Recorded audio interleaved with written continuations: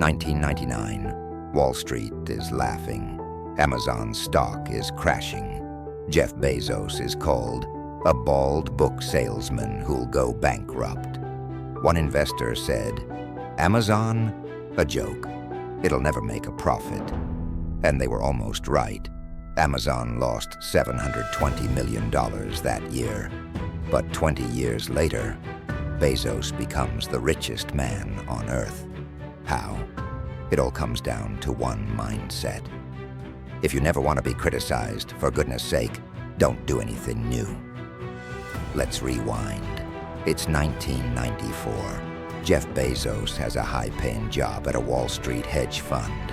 He's making money, living the dream, but something's bugging him. He reads that internet usage is growing by 2,300% per year. Bezos, a math geek, does the numbers. He sees something no one else does.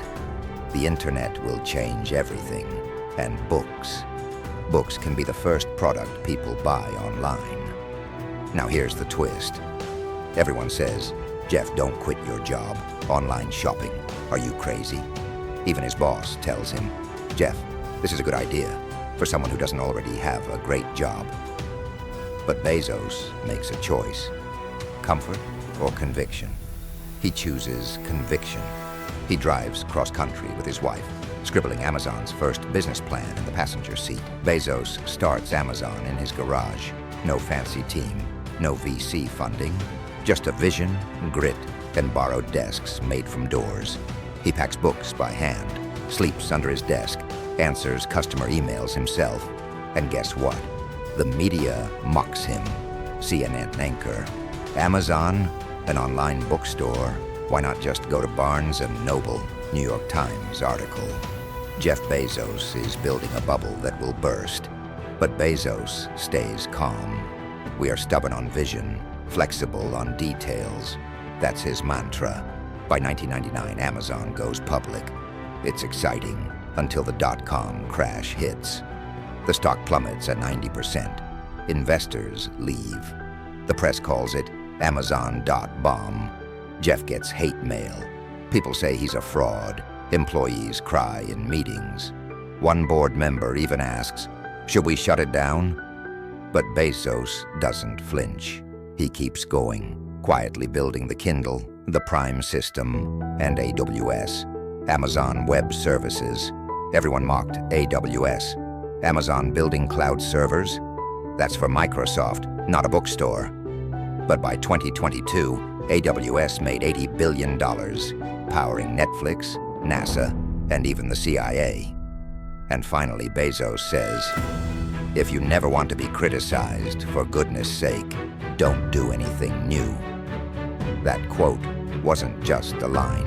It was his shield, his sword, his mindset. Think about it. Bezos was laughed at when he quit his job, mocked for selling books online, ridiculed when he sold CDs, toys, clothes, insulted for launching Prime, called crazy for starting AWS, criticized for buying Whole Foods. But each move that sparked hate later made Amazon a trillion-dollar empire. Criticism wasn't a signal to stop. It was a signal he was on to something big. Let's break this down. If you never want to be criticized, for goodness sake, don't do anything new. Jeff Bezos. What does this mean? Innovation invites criticism. If people understand your idea, it's probably not revolutionary. Playing it safe keeps you average. Bezos could have stayed on Wall Street, but safe doesn't lead to legacy. Haters are part of the journey. When you're first, you're weird. When you succeed, you're a genius. Criticism is feedback, not a verdict. Bezos used doubt as fuel. So if you're trying something bold and people mock you, you're probably on the right track. Now let's talk about someone else who understood this mindset deeply. Sarah Blakely, a door-to-door fax machine saleswoman, rejected from law school, mocked for a bizarre idea, cutting the feet off pantyhose to make women feel more confident. Friends laughed. Manufacturers ignored her. One male exec even said, "That's cute, but no one's going to buy that." But she believed. She pitched herself. She wrote her own patent. She cold-called hosiery mills for 2 years, all rejected, until finally, one factory owner, whose daughters begged him, gave her a chance.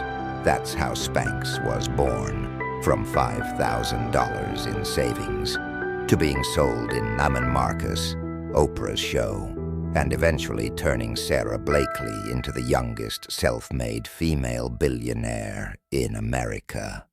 She once said, "My life changed when I stopped being afraid of what other people thought." Sound familiar? Jeff Bezos said, "If you never want to be criticized, for goodness sake, don't do anything new." They both built empires while being mocked.